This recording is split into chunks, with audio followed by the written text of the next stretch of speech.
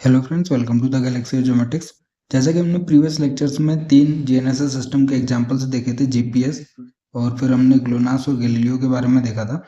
तो उनका आज हम कंपैरिजन देखेंगे टेबुलर फॉर्म में, जिससे कि आपको इजीली याद भी हो जाए। जो एग्जाम में पूछे जाते हैं वो इंपॉर्टेंट पॉइंट सारे कवर होंगे इस टेबल के अंदर, जो कि हमारे पास तीनों सिस्टम एग्जाम्पल से पूछे जाते हैं। ठीक है, तो जैसे हमें पता है कि जीपीएस जो है वो फुल्ली ऑपरेशनल कैपेसिटी रखता है। उसके साथ साथ ग्लोनास भी हमारे पास पैरेलली डेवलप हुआ है, और यूरोपियन यूनियन का जो गैलीलियो है वो भी हमारे पास सेकेंड जनरेशन का जीएनएसएस था, जो कि अब डेवलप हो चुका है। ठीक है, तो उसका कंपैरिजन देख लेते हैं। देखिए हमारे पास क्या है, डेवलपमेंट जो स्टार्ट हुआ था जीपीएस का 1973 में, ग्लोनास का 1972 में। जब कोल्ड वॉर हुआ था तो पैरेलली डेवलप हुए थे। ठीक है, गैलीलियो जो 2001 से स्टार्ट हुआ डेवलप होना।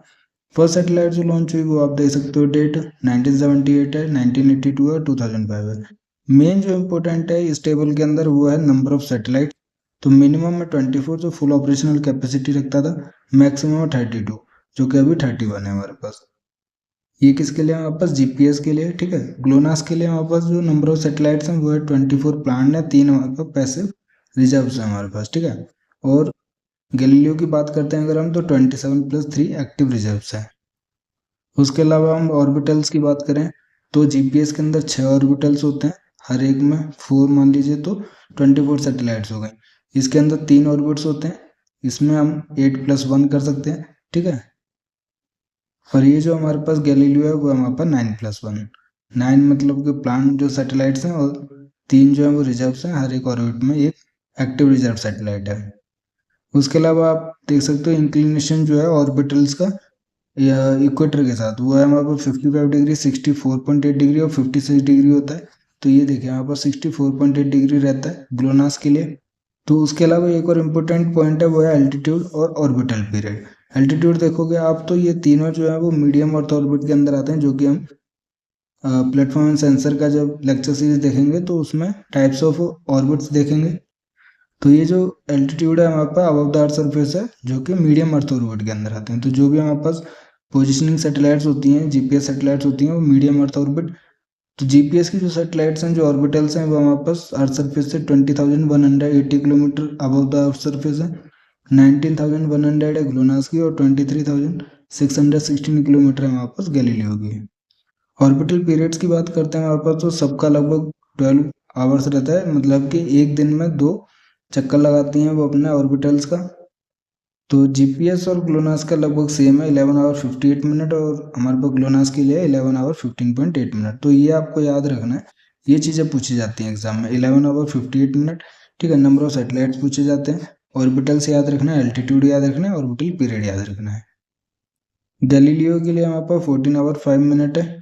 ठीक है, जीएसटी मतलब गैलीलियो टाइम सिस्टम है, जो कि नेक्स्ट रो के अंदर है। टाइम सिस्टम जीपीएस टाइम है हमारे पास, ग्लोनास का एस टाइम है, और ये हमारे पास जीएसटी मतलब कि गैलीलियो सिस्टम टाइम रखता है, जो भी सैटेलाइट्स होती हैं। उसके अलावा सीडीएम है, एफडीएम है और सीडीएम है। सीडीएम है मतलब कोड डिवीजन मल्टीपल एक्सेस हो गया, ये हमारे पास क्या है, फ्रिक्वेंसी डिवीजन मल्टीपल एक्सेस होता है। ये भी हमारे पास कोड डिवीजन मल्टीपल एक्सेस होता है।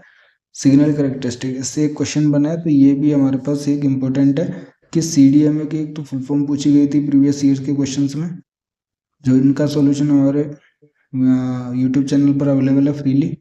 तो ग्लोनास जो है वो एफडीएमए पे वर्क करता है, और जो सिग्नल करेक्टरिस्टिक होता है सीडीएमए, वो जीपीएस और गैलीलियो के लिए रहता है। ठीक है, फ्रीक्वेंसीज तो हमारे पास 2 रहती हैं तीनों के लिए, एक L1 रहेगी, एक L2 रहेगी। उसका हम रेंज देखेंगे। ठीक है, इंक्रिप्शन देखोगे आप तो मिलिट्री सिग्नल है जीपीएस और ग्लोनास के लिए। इसमें हमारे पास 5 टाइप्स ऑफ सर्विसेज जो हमने देखी थी, इसमें 5 टाइप्स ऑफ सर्विसेज अवेलेबल रहती हैं। तो देखिए इसमें हमारे पास सिविलियन और मिलिट्री हो गया, जो कि अभी सिविलियन के लिए भी अवेलेबल है, और इसमें सिविलियन और मिलिट्री हो गए, इसमें 5 टाइप्स ऑफ सर्विसेज हो गए। ठीक है, जब हमने गैलीलियो को देखा था तो 5 टाइप्स ऑफ सर्विसेज देखी थी। जैसे कि आप देख सकते हो, ओपन सर्विस हो गया हमारे पास, कमर्शियल सर्विस हो गया, सेफ्टी ऑफ लाइफ हो गया हमारे पास। ठीक है, पब्लिक रेगुलेटेड सर्विस हो गया। उसके अलावा हमारे पास सर्च एंड रेस्क्यू के लिए सपोर्ट करता है। तो 5 टाइप्स ऑफ सर्विसेज प्रोवाइड करता है, जो कि इनक्रिप्टेड रहती हैं हमारे पास, ये इंपॉर्टेंट पॉइंट है। बाकी यहाँ पर मिलिट्री सिग्नल के लिए ही जीपीएस और ग्लोनास का जो सिग्नल है वो इनक्रिप्टेड रहता है, बट इसमें जो भी टाइप्स ऑफ सर्विसेज होती हैं उनके लिए इंक्रिप्शन रहता है। इसमें 4 टाइप ऑफ सर्विसेज प्रोवाइडेड हैं, ठीक है, आउट ऑफ 5। तो ये सर्विसेज हमने ऑलरेडी गैलीलियो में प्रीवियस लेक्चर में देखी हुई हैं। फिर अब बात करते हैं हम रेस्पॉन्सिबिलिटी की। तो जो कंट्री डेवलप कर रही है उसका डिपार्टमेंट जो है डिफेंस डिपार्टमेंट, वो उसको मॉनिटर करता है, कंट्रोल करता है, ठीक है। तो यूएस डिपार्टमेंट ऑफ डिफेंस हो गया, रशियन डिफेंस मिनिस्ट्री हो गई, civilian government of the European union हो गया। इंटीग्रिटी सिग्नल की बात करते हैं तो करेंटली नन बट प्लान, इसमें नन है और प्लान है हमारे पास गैलीलियो के लिए। तो ये हमारे पास क्या था, जीपीएस था, ये हमारे पास ग्लोनास था, ठीक है, और ये हमारे पास गैलीलियो था। तो ये इंपॉर्टेंट टेबल है जो कि याद करना है, इसमें से जो इंपॉर्टेंट चीज़ें मैंने आपको ऑलरेडी बता दी हैं। तो एक पॉइंट और है हमारे पास डीजीपीएस, डिफरेंशियल जीपीएस। इसके बारे में पूरा एक्सप्लेनेशन होगा आगे के लेक्चर वीडियोज़ में, बट हम एक बेसिक आइडिया ले लेते हैं कि डीजीपीएस होता क्या है, ठीक है। तो डीजीपीएस का मतलब है कि आप अपनी पोजीशन को एक्यूरेसी के साथ मेजर करते हो।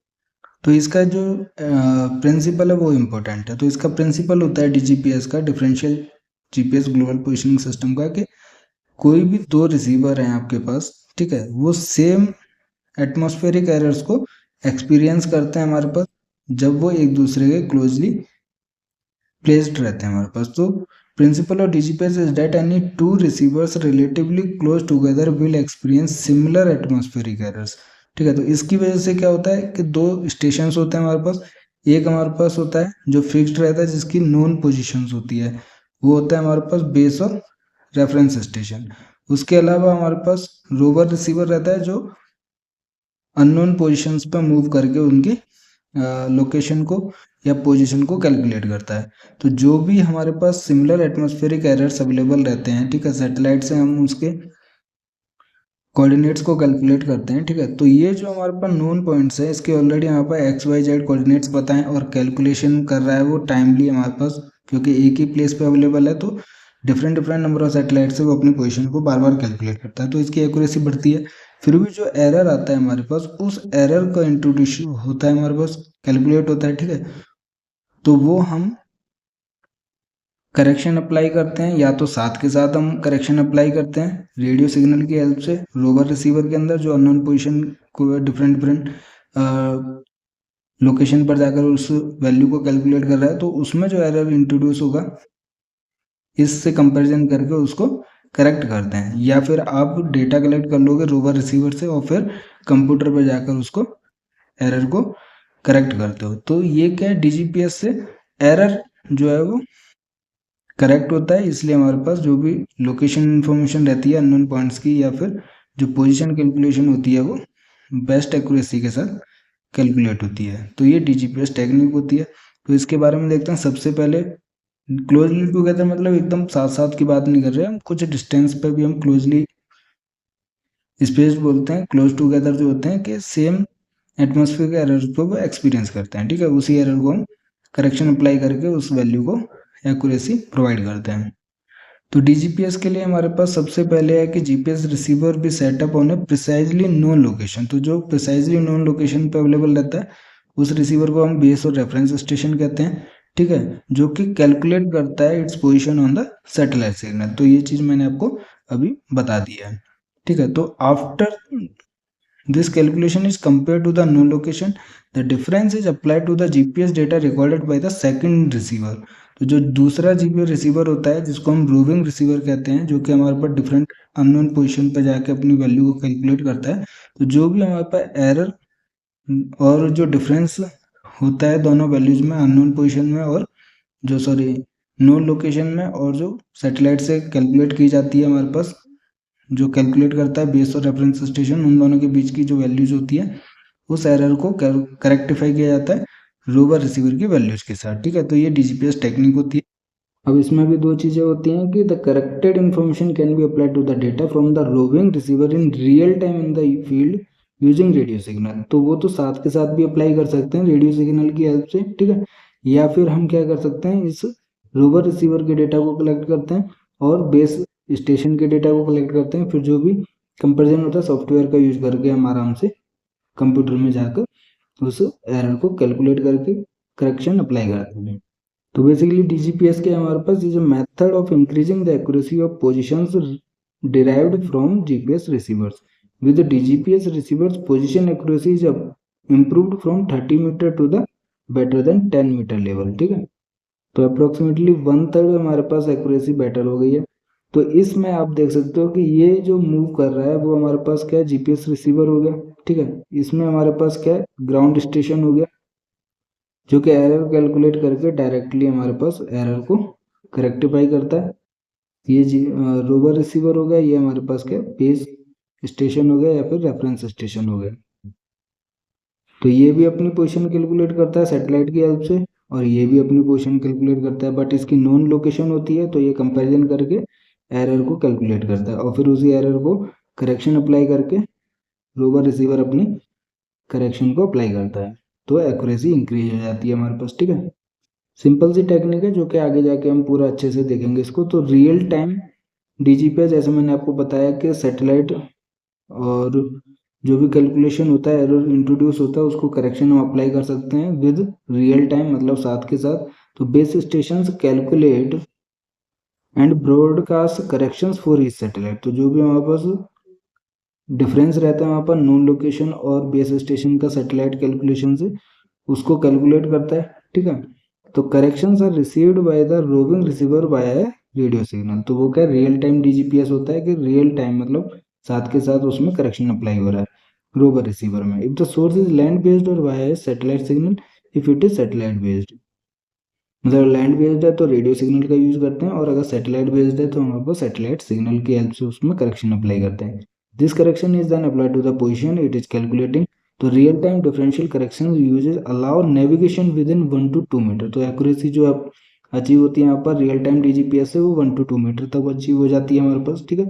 जो भी रोवर रिसीवर होता है या फिर नॉर्मल जीपीएस रिसीवर होता है। तो दूसरा हमारे पास होता है पोस्ट प्रोसेसिंग करने का तरीका, कि जो भी हमारे पास डिफरेंशियल करेक्शन होता है जीपीएस डेटा का by post processing uses a base GPS receiver that logs position at a known location and a rover GPS receiver that collects position in the field.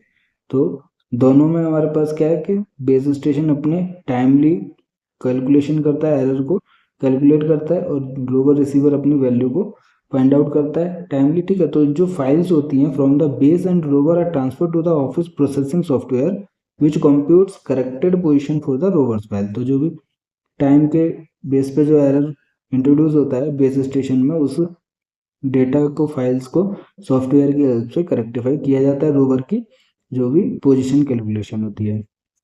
This resulting corrected file can be viewed in और exported to a GIS system, ठीक है। तो आगे जाके हम GIS system के बारे में एक लेक्चर सीरीज ही बनेगी इसकी, तो उसमें भी देखेंगे कि कैसे जीपीएस का डेटा हम करेक्टिफाई करते हैं। There are many permanent GPS base stations currently operating throughout the world that provide data necessary for differentially correcting GPS data.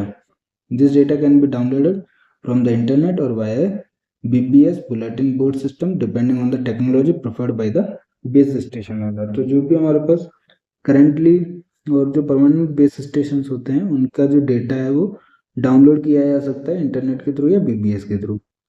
उसके अलावा देखिए आप, हमारे पास जो बेस स्टेशन डेटा को पोस्ट प्रोसेसिंग के लिए रिक्वायर्ड रहता है ना, तो सोर्सेज क्या क्या है, public source, commercial source, web based services, base station ownership के बेस पर भी हमारे पास डेटा अवेलेबल रहता है। तो various DGPS services available are categorized according to the broadcast range to the corrected signals.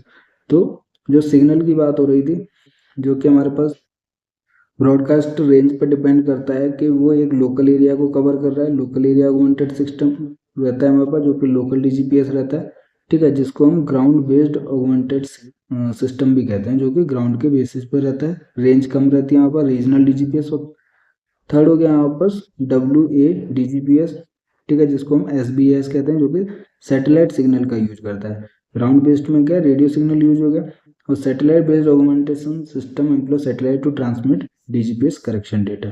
तो WADGPS हो गया, ठीक है। तो ये 3 टाइप के हमारे पास कैटेगराइज्ड है। लोकल डीजीपीएस जो कि GBAS याद रखना, ग्राउंड बेस्ड ऑगमेंटेशन सिस्टम, ठीक है। उसके अलावा रीजनल हो गया। थर्ड हमारे पास वाइड एरिया, जो कि सैटेलाइट बेस्ड ऑगमेंटेशन सिस्टम होता है। उसके अलावा आप देखोगे accuracy of DGPS and sources of error, इसके लिए भी हम एक अच्छे से एक्सप्लेन करेंगे आगे जाके, बट बेसिक चीज़ें देख लेते हैं कि एक्यूरेसी तो हमें पता है कि अप टू 10 मीटर तक एक्यूरेसी हमें अचीव हो जाती है डीजीपीएस की टेक्निक की हेल्प से। उसके अलावा बहुत सारी एप्लीकेशंस होती हैं डीजीपीएस की जो कि CYA कोड को यूज करती हैं, ठीक है। तो as only observable with achieved accuracy up to 1 to 5 metre, it allows the civilian user to increase position accuracy from 1 to 100 metre, making it more useful for many civilian application. क्योंकि पहले military के लिए था, फिर हमारे पास civilian के लिए use हुआ, तो एक्यूरेसी डीजीपीएस टेक्निक से काफ़ी अच्छी अचीव होती है, इसलिए सिविलियन के लिए बहुत ज़्यादा यूजफुल होती है। सोर्सेज ऑफ एरर की बात करते हैं, क्योंकि हमें पता है कि एरर जो होते हैं बहुत ज़्यादा इंट्रोड्यूस होते हैं हमारे पास। तो किस किस वजह से हमारे पास एरर इंट्रोड्यूस हो सकते हैं डीजीपीएस टेक्निक के अंदर, ये बहुत इंपॉर्टेंट है, इससे हमारे पास हमेशा क्वेश्चन बनता है। तो कुछ सोर्सेज देख लेते हैं, फिर इनका explanation with diagram with proper visualisation हम आगे वाले चैप्टर में देखेंगे, यूनिट में। तो सबसे पहले हमारे पास एफएमआरएस एरर, जो कि हम एक इंट्रोडक्शन टाइप से ले लेते हैं कि एफएमआरएस वर्ड आ गया, मतलब कि ये हमारे पास क्या है कि जो भी ऑर्बिटल डेटा है हमारे पास सैटेलाइट्स का, उसको एफएमआरएस एरर है, मतलब उसकी वजह से जो एरर इंट्रोड्यूस होता है वो एफएमआरएस एरर इंट्रोड्यूस करती हैं। क्योंकि पोजीशन हर एक सैटेलाइट का हर एक टाइम पे पता होना चाहिए, और यही चीज़ें मॉनिटर करता है हमारे पास मॉनिटरिंग जो स्टेशंस होते हैं। ऑलरेडी हमने देखा है 3 टाइप्स के सेगमेंट और कंपोनेंट्स होते हैं, तो उसमें जो मॉनिटरिंग स्टेशन या कंट्रोल सेगमेंट होते हैं वो इसी पोजीशन को हमारे पास मॉनिटर करते हैं, ठीक है। अगर थोड़ा सा भी चेंज होता है तो हमारे पास मीटर से लेकर डेसीमीटर लेवल तक की जो एक्यूरेसी है वो डाउन हो जाती है। उसके अलावा हमारे पास ionospheric and tropospheric propagation delay होता है। तो जैसे कि हमें पता है कि चार्ज आयंस होते हैं हमारे पास आयनोस्फेरिक लेयर में, ये क्या हमारे पास एटमोस्फेरिक की लेयर्स हैं, आयनोस्फेयर एंड ट्रोपोस्फेयर। तो जब सिग्नल पास करते हैं हमारे पास तो स्लो डाउन हो जाता है, बट हम मानते हैं कि जो सिग्नल होता है वो इलेक्ट्रोमैग्नेटिक वेव होता है, जो कि स्पीड ऑफ लाइट से ट्रेवल करता है। उसी के बेस पर टाइम से मल्टीप्लाई करके हम डिस्टेंस कैलकुलेट करते हैं सैटेलाइट और रिसीवर का, उसकी हेल्प से हम पोजीशन कैलकुलेट करते हैं, ठीक है। तो ये ऑलरेडी मैंने आपको एक आइडिया बताया। तो जो स्लो डाउन हो जाता है चार्ज आयंस की वजह से, तो velocity of signal is affected, जिसकी वजह से जो प्रोपगेशन डिले हो जाता है और एरर जो है वो इंट्रोड्यूस होता है, ठीक है। तो ये सभी हम फिगर के साथ देखेंगे। उसके बाद हमारे पास सैटेलाइट क्लॉक ड्रिफ्ट हो सकता है, कि जो सैटेलाइट के ऊपर क्लॉक्स रहती है वो बहुत एक्यूरेट रहती है, मतलब कि 3 नैनो सेकेंड्स तक की उसकी एक्यूरेसी होती है। और जो हमारे पास रिसीवर के साथ क्लॉक रहती है वो इतनी हाईली एक्यूरेट नहीं रहती। रेडियो सीजन की क्लॉक्स जो है वो सैटेलाइट पर रहती हैं, बट रिसीवर पर नहीं रहती। तो उनका जो सिंक्रोनाइजेशन होता है उसमें काफ़ी प्रॉब्लम्स होती है, उसकी वजह से भी एरर हमारे पर इंट्रोड्यूस होता है। तो अगर स्लाइटली ड्रिफ्ट भी देखने के लिए मिलता है क्लॉक में, स्मॉलर एरर इंट्रोड्यूस होता है, उसकी वजह से जो एक्यूरेसी है वो भी काफ़ी डाउन हो जाती है। उसके बाद हमारे पास मल्टीपाथ, ये काफ़ी इंपॉर्टेंट रहेगा। ये जनरली हाई रेंज बिल्डिंग्स या फिर हमारे पास कोई भी पॉइंट रहेगा जो रिफ्लेक्टिंग सरफेस होता है, उसकी वजह से रिसीवर एक तो डायरेक्ट हमारे पास सैटेलाइट से सिग्नल को कैरी करता है उसके, ठीक है, जो भी सैटेलाइट्स रहता है रिसीवर उसके बेस पर कैलकुलेशन करता है। उसके अलावा अगर आप देखोगे तो ये जो सैटेलाइट सिग्नल्स हैं हाई रेंज बिल्डिंग्स या रिफ्लेक्टिंग सरफेस से भी रिफ्लेक्ट होके डाइवर्ट होती हैं, और रिसीवर उनको सिग्नल को कैरी करके अपनी पोजीशन को कैलकुलेट करता है। तो ये मल्टीपाथ इफेक्ट देखने के लिए मिलता है। तो ये क्या इनएक्यूरेसी प्रोवाइड करता है। तो multipath error occurs when the receiver antenna is position close to a large reflecting surface such a lake और बिल्डिंग। तो ये सब फिगर के साथ हम नेक्स्ट यूनिट के अंदर देखेंगे, बट हमें एक आइडिया मिल रहा है जिससे कि आगे जाके इतना कन्फ्यूजन ना हो, और ये इंपॉर्टेंट है इसलिए बार बार हम इसको अच्छे से पढ़ेंगे। उसके अलावा जो मैं आपको बार बार बोलता था कि जानबूझकर वहाँ पर एरर इंट्रोड्यूस किया जाता है, वो है हमारे पास selective availability. It is a process applied to by US department of defence to GPS signal. This is intended to deny full accuracy of GPS to the civilian and hostile foreign powers by subjecting the satellite clocks to a processing known as dithering which alters their time slightly।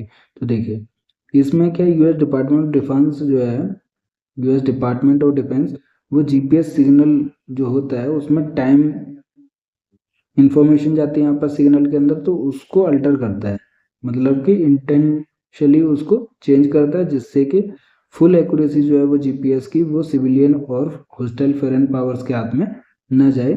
Military purpose के लिए हमारे पास selective availability नहीं रहता हमारे पास, ठीक है। तो इस प्रोसेस को जो टाइम को चेंज करते हैं अल्टर करते हैं उसको हम डिथरिंग कहते हैं। ये इंपॉर्टेंट है, इससे वर्ड से कंफ्यूज नहीं होना। तो डिथरिंग हमारे पास है कि विच अल्टर देयर टाइम स्लाइटली, ठीक है। और सेलेक्टिव अवेलेबिलिटी मतलब कि ये डिपार्टमेंट ऑफ डिफेंस जो यूएस का है वो इंट्रोड्यूस करता है एरर को जीपीएस जो भी हमारे पास कैलकुलेशन होती है। तो सिमिलर चीज है वहाँ पे anti spoofing, it is similar to selective availability in that its intention is to deny civilian and hostile powers access to the P code part of the GPS signal. क्योंकि ये जो पी कोड है वो precise code है जो कि military purpose के लिए होता है, और कोर्स एक्विजिशन कोड है जो हर एक रिसीवर कैरी करता है। तो ये चीज भी पूछी गई थी, तो इससे क्वेश्चन बनते हैं वहाँ पर जो कि प्रीवियस ईयर में हर बार पूछा गया है इससे, ठीक है। तो सीवाई कोड है जो कि सिविलियन यूजेज के लिए रहता है और हर एक रिसीवर जो रहता है इसको डिकोड करता है और अपनी पोजीशन कैलकुलेट कर सकता है, ठीक है। तो इनके कोड के बारे में भी हम देखेंगे, दो टाइप के कोड होते हैं। तो सारी चीज़ें हम, ये जो यूनिट है 1 उसमें सिर्फ इंट्रोडक्शन है, यूनिट 2 रहेगी वो फुल्ली एक्सप्लेनेबल रहेगी, जिसमें हर एक चीज़ को हम अच्छे से देखेंगे। सूडो रेंज भी देखेंगे हमारे पास कि it is a measure of range और distance between the GPS receiver and GPS satellite. तो रेंज मतलब कि डिस्टेंस, और डिस्टेंस किसके बीच में हम कैलकुलेट करते हैं, सैटेलाइट और रिसीवर के बीच में। इसको क्या कहते हैं, सूडो रेंज कहते हैं, क्योंकि P R N pseudo range code रहता है हमारे पास सैटेलाइट सिग्नल का, इसकी वजह से ये सूडो रेंज कहलाता है, ठीक है। तो ये चीज़ भी हम देखेंगे। उसके अलावा मल्टीपाथ इफेक्ट ऑलरेडी हमने समझा हुआ है कि reflection of satellite signal from terrestrial object such as building या फिर जो भी रिफ्लेक्टिंग सरफेस होता है, पॉन्ड हो गया या कोई भी वाटर बॉडी हो गई, ठीक है, उसकी वजह से मल्टीपाथ इफेक्ट देखने के लिए मिलता है। डिथरिंग प्रोसेस हो गया, it is the process of introduction of digital noise into the system, मतलब alter the time of the satellite signal, जिसकी वजह से हम सेलेक्टिव अवेलेबिलिटी को इंट्रोड्यूस करते हैं, ठीक है। तो अब इंडियन सिनेरियो देखते हैं इसके अंदर। जैसे कि हमें पता है हर एक कंट्री का जो है वो सिस्टम, डीएनएस सिस्टम या तो डेवलप हो चुका है जो अच्छी कंट्रीज हैं उस, या फिर हमारे पास अंडर डेवलपिंग है। तो तीन हमने जीएनएस 1 कैटेगरी में रखी थी, गैलीलियो हो गया हमारे पास, ग्लोनास हो गया और जीपीएस हो गया। ये जो हमारे पास है गगन और या फिर आईआरएनएसएस, इंडियन जो जीएनएसएस सिस्टम है वो अभी अंडर डेवलपिंग फेज है। सारी सैटेलाइट्स या फुल ऑपरेशनल कैपेसिटी अभी इसका अवेलेबल नहीं है। तो गगन हमने देखा था GPS aided geo augmented navigation system में, जो कि प्लान इम्प्लीमेंटेशन है एसबीएस के सिस्टम पे। हमने देखा था अभी ना कि जीबीएस हो गया ground based augmentation system, but ये क्या है हमारे पास एसबीएस है, जीपीएस की तरह सैटेलाइट बेस्ड ऑगमेंटेशन सिस्टम है, ठीक है। तो डब्ल्यू है हमारे पास वाइड एरिया ऑगमेंटेशन सिस्टम, जो कि इंक्रीज करता है एक्यूरेसी को और कोडिंग करता है for L1 frequency and L5 frequency were obtained from the US Air Force and US Department of Defense in November 2001 March 2005 to begin implementing SBS over the Indian airspace।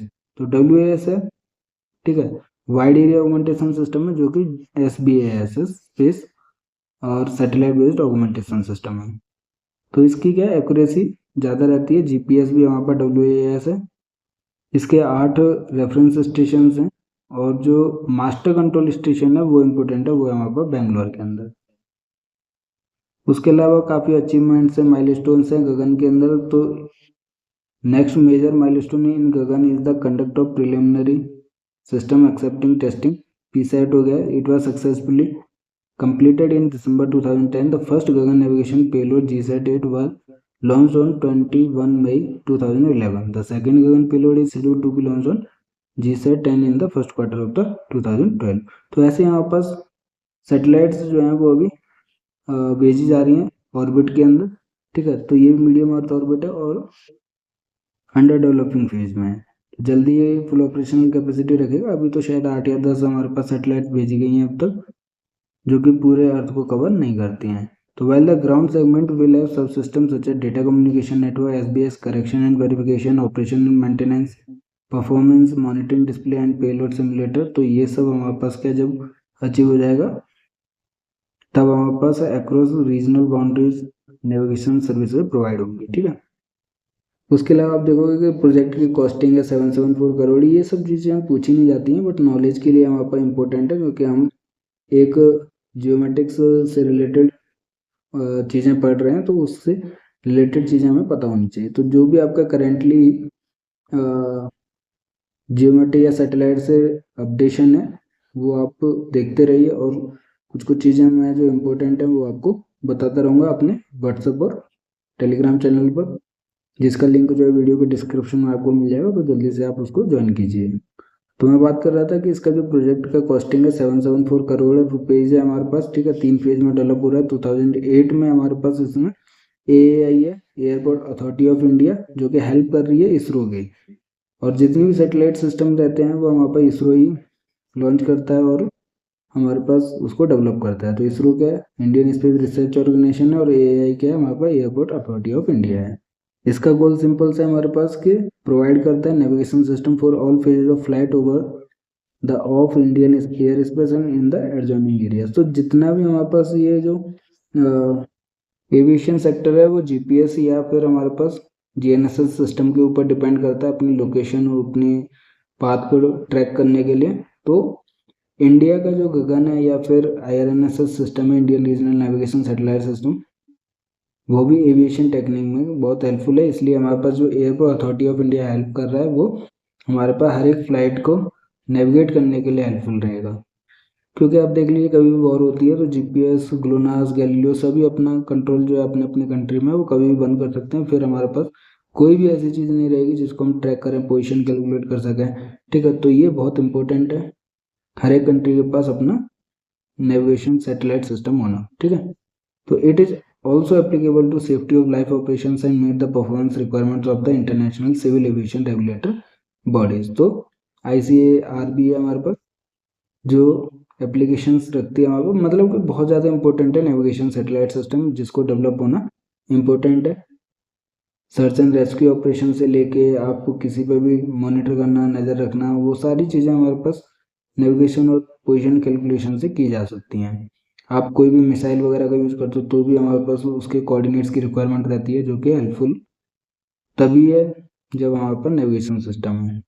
तो ये basic idea था हमारे पास unit 1 के अंदर। अब unit 2 start करेंगे, जो कि हमारे पास एक्सप्लेन लेवल रहेगी हर एक चीज़ की। जो हमने यूनिट 1 के अंदर जितने भी वर्ड्स वगैरह देखे हैं उनसे ही क्वेश्चंस बनते हैं हमारे पास गेट एग्जाम में, और उन्हीं को हम अच्छे से आगे डायग्राम के साथ और उस फॉर्मूलाज को जो भी हमारे पास प्रिंसिपल रहेगा उस सबको देखेंगे नेक्स्ट यूनिट के अंदर, ठीक है। कोई भी डाउट होता है आज के वीडियो में तो आप हमें कमेंट कर सकते हैं, हमारे साथ व्हाट्सएप और टेलीग्राम चैनल पर जुड़ सकते हैं, जिसका लिंक जो है वीडियो के डिस्क्रिप्शन में मिल जाएगा आपको, ठीक है। या फिर आप गैलेक्सी और ज्योमेट्रिक्स के नाम से व्हाट्सएप और टेलीग्राम चैनल पर जुड़ सकते हैं।